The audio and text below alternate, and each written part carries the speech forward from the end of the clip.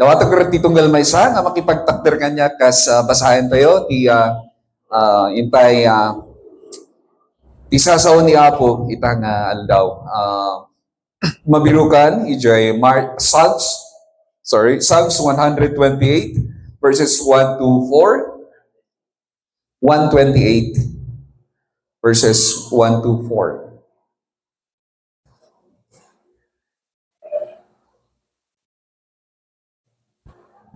Ayan, okay. So, basahin natin lahat. How happy is everyone who fears the Lord, who walks in His ways. You will surely eat what your hands have worked for. You will be happy and it will go well for you. Your wife will be like a fruitful vine with your house, your sons like young olive trees around your table. In this very way, the man who fears the Lord will be blessed. Kararag tayo. Yes, Heavenly Father, we thank you for your word today. And we ask you, Holy Spirit, to be with us. Sikaw po ti makibabat, iti tunggal maysa. Bendisyonam, ano yung taram, na iti adipan mo nga ramatam, kastamat na ito nga agdengeg, sikakadiwa po ti mangisagana, kadagiti puso ken panunod da, nga nasayaat, nga daga nga pagdiswan, dagito nga sasong, kat pagbiagan mi, kadagiti sumarsaruno nga aldaw. Sa tagaruda po dawatan mi, tinananay nga bendisyon mo. Amin, dagito'y dawatan mi. In Jesus' name we pray. Amen. Okay, mabalintay ti agtugaw.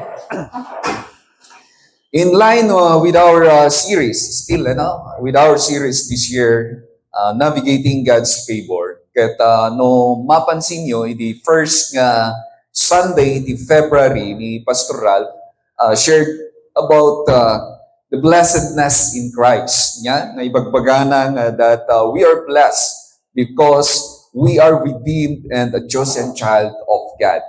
Kat iti second Sunday, we hear the message of having fear with God is the beginning of wisdom. Iti panagbuteng kini Apo is iti rugrugi na iti kinalaing, which is a very important blessing that a person can have, the wisdom of God.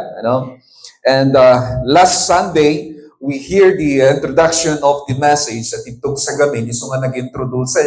The introduction of the message entitled The Fruit of a Blessed Marriage. Ket rinugyan nan iti duwa nga puntos, ti umuna ket happiness. And second is holiness. Ket ti sumaruno, ituloy tayo ito no Sabado. So nga umay kayo, digay couples, umay kayo tayo, ituloy tayo nga dinggen. Ano anya, digito'y fruits of a blessed marriage. Kat hanmot nga diay ti ituloy ko, tatanga aldaw niya, ta ituloy to ni Pastor. Ti pagtutungtungan tayo tata, kat may panggat dito'y Psalms chapter 128. And if you have noticed, if you are reading the Bible, sino dagiti basbasa ti Bible? Amen! Yan, gentlemen, ayan tayo. Mark na ba lahat? Diyan na, nakalayo na sila, tapos na sila sa loop. Sa akin, approaching pa lang yata si loop. So praise God that we started this year by reading the Bible. Katagsubliat nga, if you are reading your Bible, Psalms 128 belongs to the 15 Psalms, which is written also in 15 chapters, which belongs to the Song of Ascents. Nga kunada, nga. Katag ito yung Song of Ascents, these are the songs that the Jewish people is singing when they are traveling to Jerusalem for 3 major festivals. Umuna ket the Passover, the Pentecost, and the Tabernacle. Ket amoy no apay nga kankantahan da dagitoy. This is to remind themselves that having a blessed family is worth celebrating for. So dahil tinabindisyonan nga pamilyam ko naman ti Amen. Amen. We're glad that we have a blessed family. Kat malagip ko lang, di one time nga nakang-sharing ako nada, nalaklakan no maminsan, no apay nga nagbalin nga tawag dito, very familiar dagito yung songs niya, iti Psalms. Nga natata, dapay lang kadagiti kankantahan tayo nga kankanta. The lyrics is derived from the book of Psalms niya. It is one of the best way to share other people through songs niya.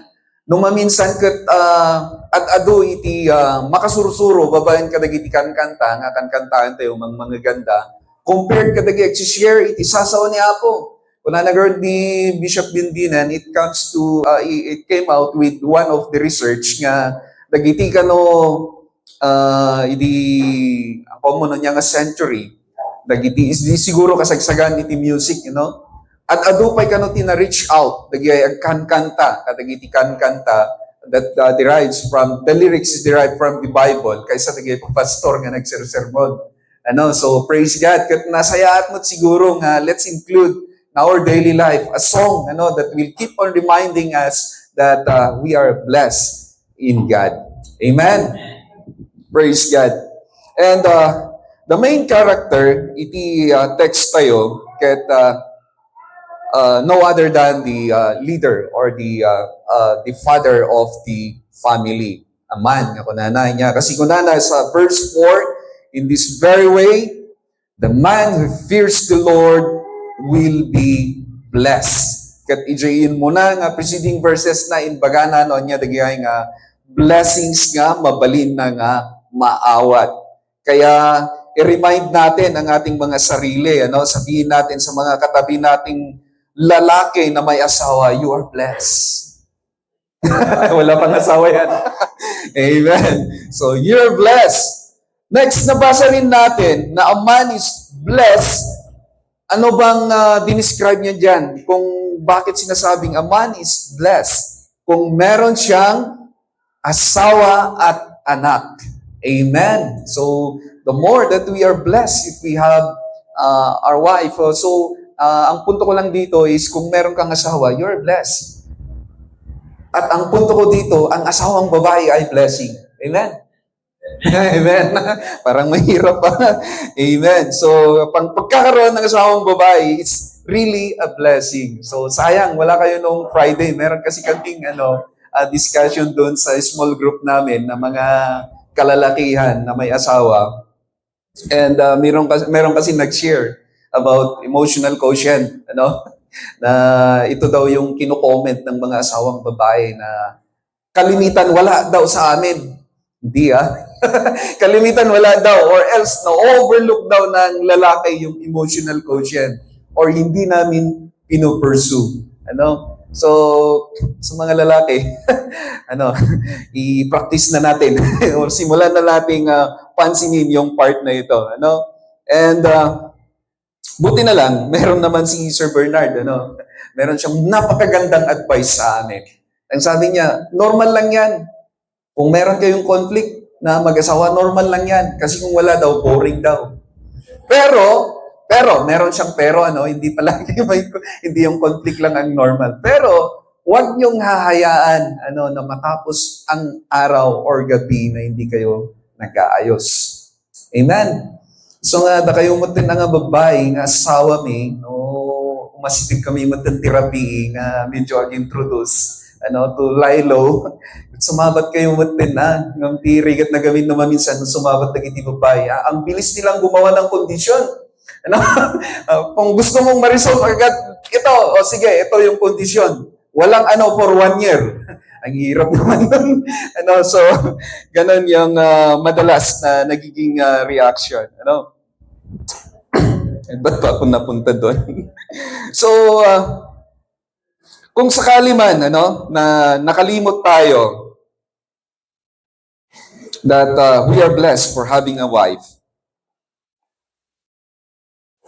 maganda na i-remind din natin ang mga sarili natin.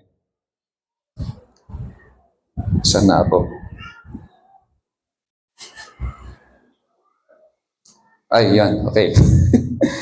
Kaya nung binabasa ko itong text natin while preparing the sermon, naisip ko na magandang reminder ito. In times na we are starting to have conflict again with our partner, maganda na remind natin yung sarili natin that we are blessed for having a wife. Amen. Sa mga lalaki. Amen ba? Kasi for sure this will help us to come up with a wise and effective way na ma-resolve ang conflict natin, no? So kasi babaguhin niya yung tingin natin sa asawa natin. Madalas kasi kung merong conflict, ang immediate na hindi vision, pagtingin natin sa asawa natin is parang kalaban. But if you will remind yourself that you are blessed for having a wife, magiging kakampi mo siya, and you will come up with a wiser decision to settle whatever conflict na meron kayo. Amen.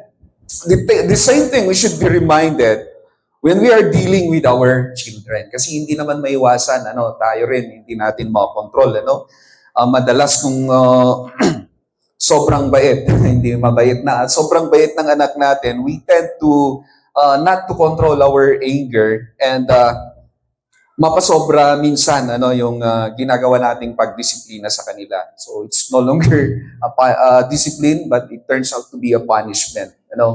So it is a good reminder for us, that if we keep on reminding ourselves that they are blessings from the Lord, our children are blessings from the Lord.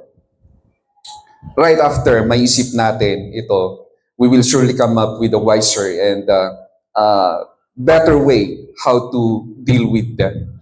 Amen. So going back sa text natin, meron tatlong mahalagang points na lagi sana nating naaalala about the blessed family. First point is the condition of having a blessed family. Then the second and third is the benefits of having a blessed family. So, I am looking in the abbreviation of family, pero ang masyadong mahaba yata. So, sabi ko, simulan ko na lang dun sa first three letters sa FAM, which will be the basis of our points for today. Ituloy na lang siguro ni Pastor yung remaining letters niya. So, kaya FAM na lang muna sa ngayon. So first point, sabi ko kanina, it is a condition for us to have a blessed family. So ano ba itong condition na ito? Number one is fears the Lord. So napakaganda na nalagay dyan sa verse 1.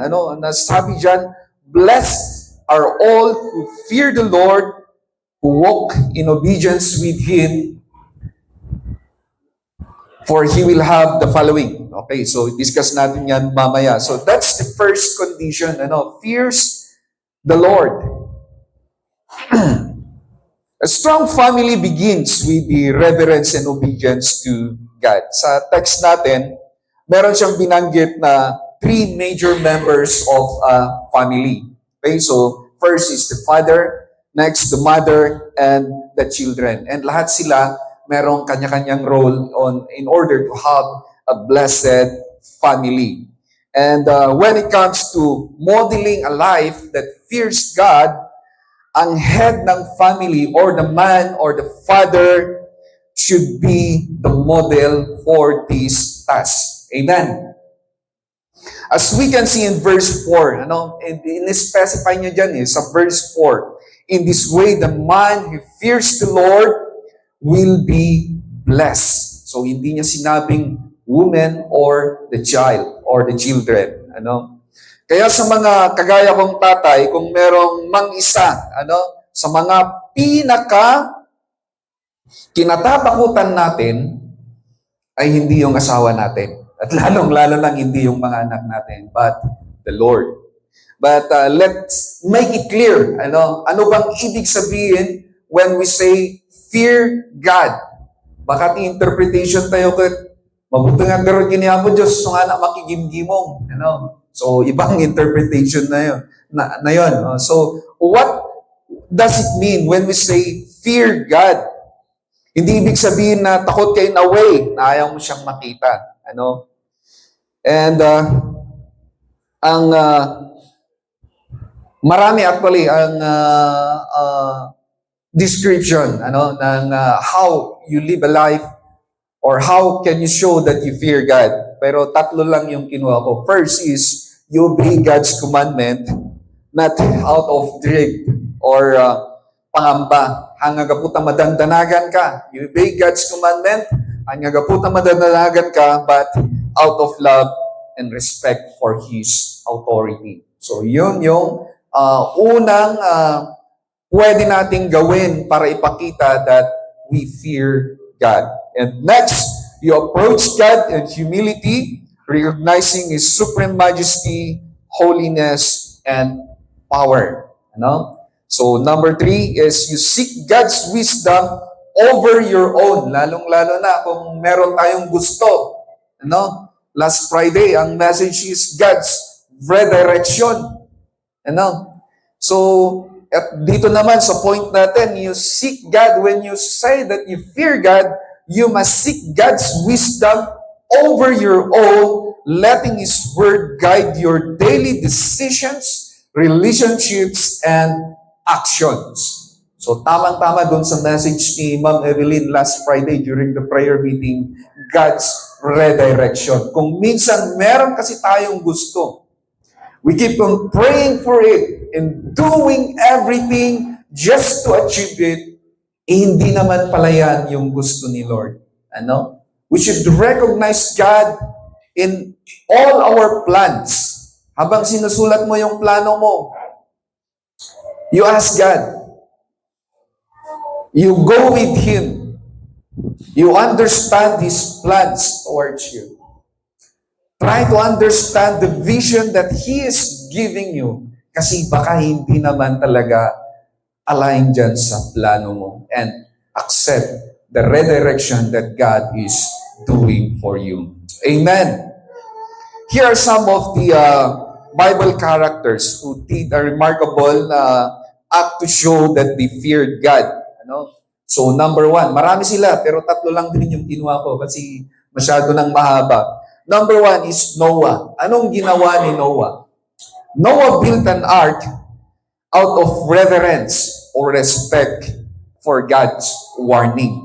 Ano? Despite of all the discouragement around him, ang naging kakampi niya lang actually is yung asawa niya at yung mga anak niya. But he continued to do the command of God. He continued to obey the command of God, kaya nakagawa siya ng ark. Amen? Next is Abraham. Abraham, tinatawag natin siyang father of faith. Bakit? Ano ba yung ginawa niya? He demonstrated his fear to God by willingness to obey God kahit na ang kapalit is yung anak niya. Amen. Kung minsan, God allows something to happen in our lives, maybe in a way, in a form of a test, in a form of a trials, a struggle, that is for Him to see how faithful we are to Him. Amen. Kung gaano ba tayo kadip doon sa faith natin kay God, or how should we fear Him? Paano natin ipakita? That is by act of faith. Gaya ng ginawa ni Abraham. Alam niya na mapapahamak yung anak niya. He prayed for how many years? He waited for how many years to have that son? But the Lord said, offer me your son. Ang dami naman pwede niyang i-offer. Mayaman si Abraham. Marami siyang alaga. Pero ang hiningi ni Lord, yung anak niyang si Isaac, which turned out to be a test of faith para sa kanya. Amen. Kung minsan ang hirap na merong binubulong si Lord sa atin na hinihingi, parang it will be a loss sa atin. Pag hindi talaga natin naiintindihan yung vision ni Lord, parang mawawalan tayo. But if we recognize His vision, if we really fear the Lord, we must have the the courage to do or to obey His commandment kahit malayong-malayo doon sa plano natin or doon sa kagustuhan natin. Amen. And the last is Joseph. Anong ginawa ni Joseph? Joseph explicitly stated, mabasa tayo yung Bible, I fear God.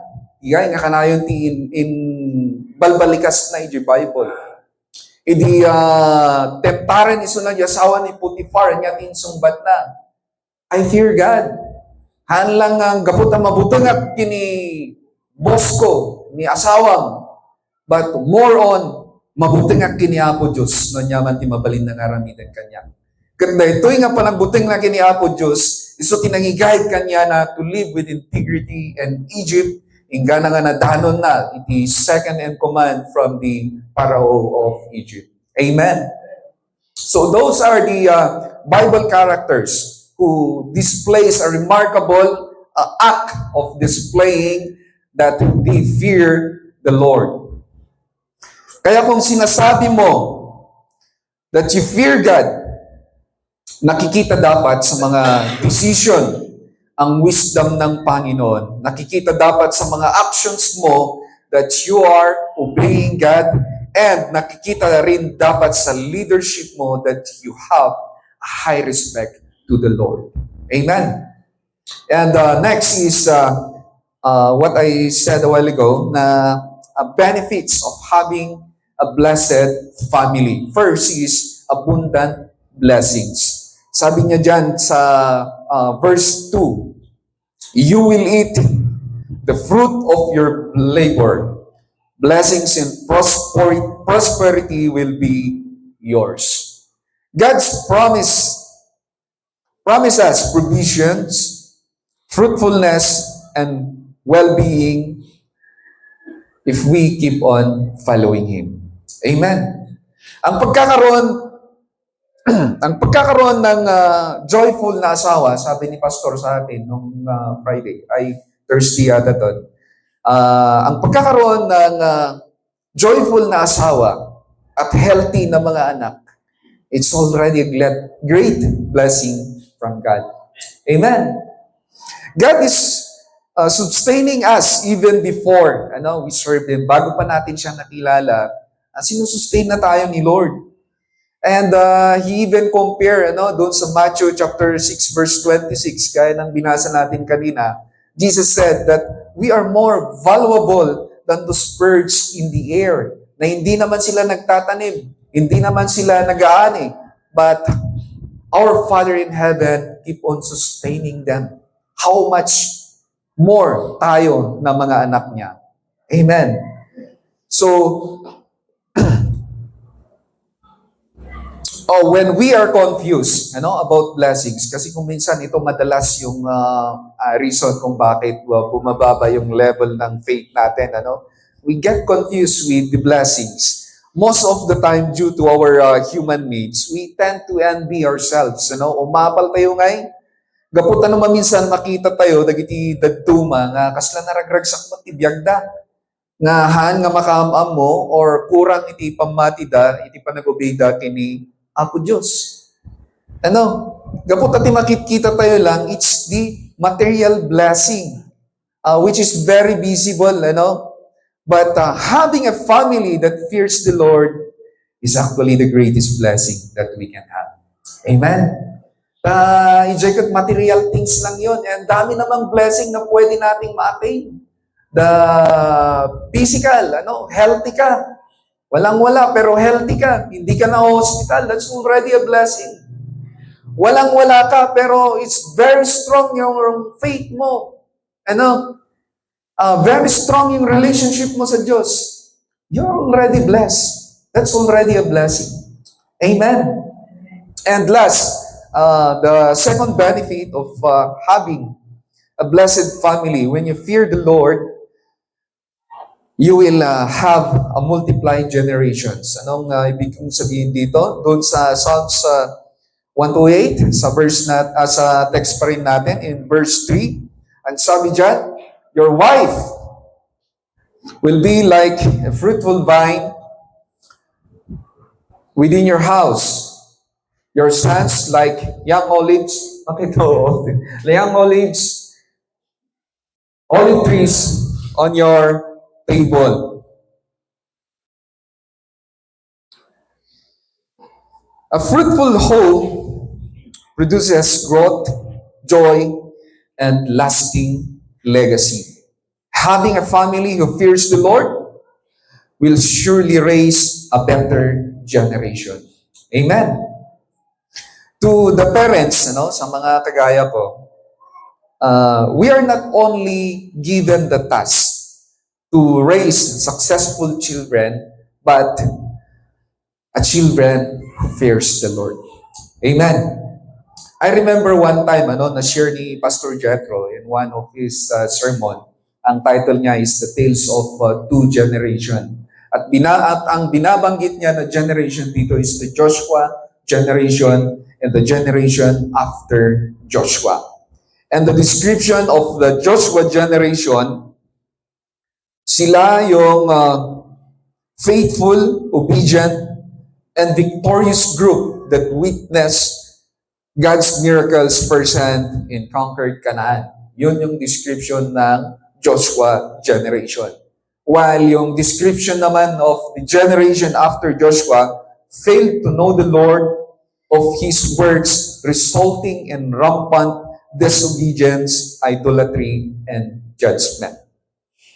How did this happen? That's the biggest question with this passage, yung sharing niya na the tales of two generation. So, how did this happen? Paano naging yung isang faithful servant of God and then suddenly comes the next generation who didn't even know who God is? Paano yun nangyari? Because the generation after Joshua forgot the Lord primarily because they lack a personal experience of God's miraculous works and because ang laki ng pagkukulang ng Joshua generation dito. The previous generation failed to pass down their faith and knowledge of God's covenant. They failed to pass the knowledge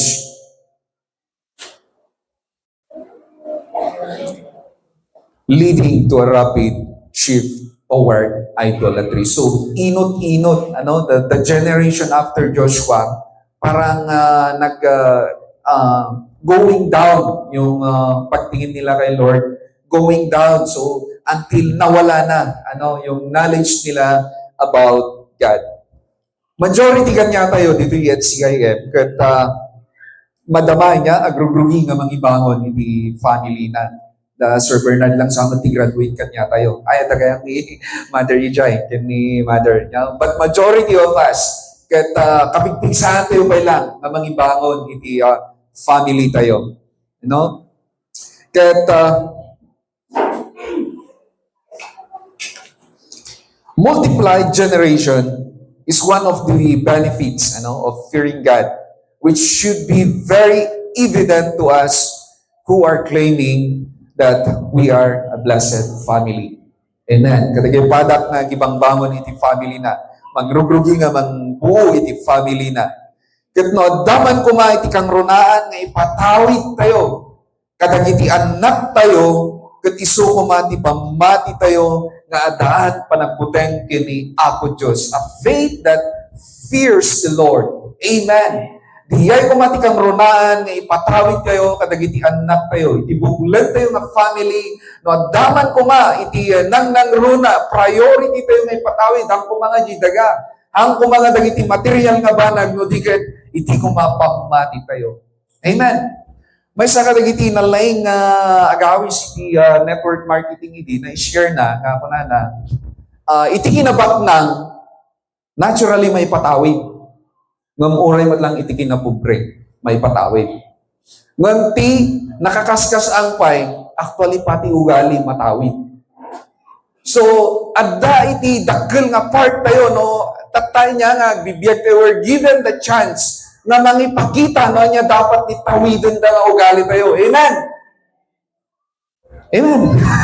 So, rugrugyan tayo niya, anya ti kaya tayo nga pagbalinan siya anak tayo.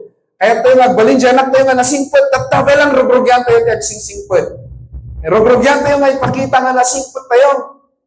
Narigat, last week, dati malagim ko nga na-share ko, dagamit ti kwa, ang common no, pa nga napanti topic ni about pinaginom.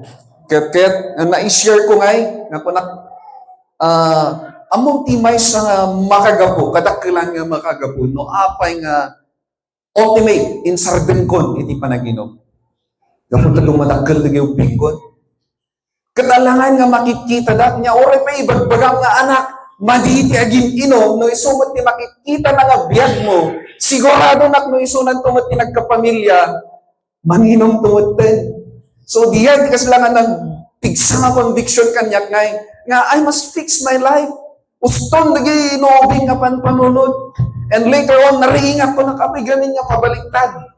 Yeah, so advice ko kadagiti young people tata, no, high school kayo tata, dapat advance nga yung panunod yung. High school kayo tata, dapat makikita yung mga panagbiyagan kas ano nga balin nga college.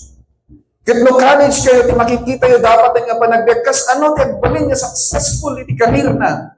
Kas ano nga balin nga, kas ano nga adalan iti agtrabaho, kas ano, anyan to itsurahan na iti agtrabaho. Di ay kumatisag sagana kayo.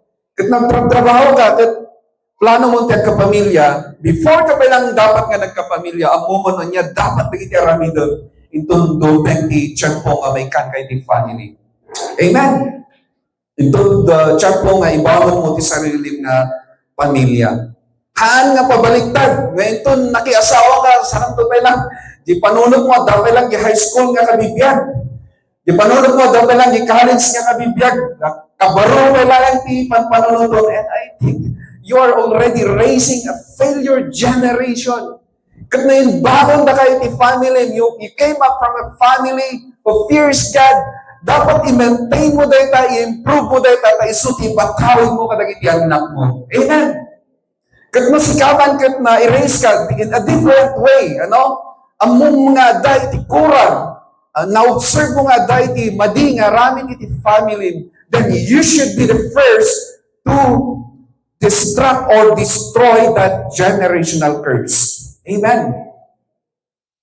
No, ti family nga nagapang kat kuto-kuto iti sabungan or else kuto-kuto iti inuman, no, anyaman kita, then you should be the first to step out of that generational curse. Tahan nga umadayo nga very prone ka dita, gapo tayo sugarot ti nakikita nga kabibiyag, manipot ka ubing mo, ingana nagkapuot ka. So very prone ka nga mamagnet or agbalin tumot nga kasta. Ngam no panunutan iti generation nga kayat mo nga pagbalinan tumot iti anak mo, then you should start breaking those generational curses. Amen. The attitude tayo is not developed in just an overnight. So nga iti changing attitude, attitude nga kunada, it's not an overnight process nga kunang no nakatangtangsit katata, no agringak no bigat na simpot na ton. That's impossible. It's a process. It's a day-to-day process. Kat mo pa nagkitang tibagin, tatakit something wrong, nga haan nga mabaling nga tawidan ti anak mo, rugyamon tatangal daw yung inuling nga balbaliman. Amen? No, kaya't mo nga raise ti family, ti generation nga managbuteng kini ako Diyos, dapat tatapay lang makikita dagiti anak mo nga may saka nga ama nga managkararag, may saka nga ina nga managkararag. Amen? Kat iti challenge man kadagiti young people. No one excuse, amin tayo. Iti challenge man iti young people. Amoyo, dahil mo iti usto nga panagpanpanunod. You already know what is bad, what is good, what is right, what is pleasing to God. Amen. No, man nga mo, start reading your Bible. Start attending a fellowship. Kat itapay lang habang awang pa lang ti family, awang pa lang ti asawa, awang pa lang nag-tubing nyo. You start to develop yourself in a way nga kayat mo ito nga pagbalinan dagiti anak. Amen? Hallelujah. In Psalm 127 verse 4, this is referring to the children for the next generation. God oblige us, as parents. Psalms 127 verse 4. God oblige us as a parents to prepare our children. And sabi dyan, like arrows in the hand of a warrior, are sons born in one's youth. So in short, dugtong to ti panahon, darating din yan araw, kahit ayaw man natin pakawalan yung mga anak natin, kailangan natin silang pakawalan. So we should act, we should do it as a man, as a warrior, that we will surely hit. Naiyari kami ti anak, ti ubing dito yung verse, inyaring na ti ubing na kasmaysa na pana. May sanga pana, na one time that yung parents, i-release tayo to isuda.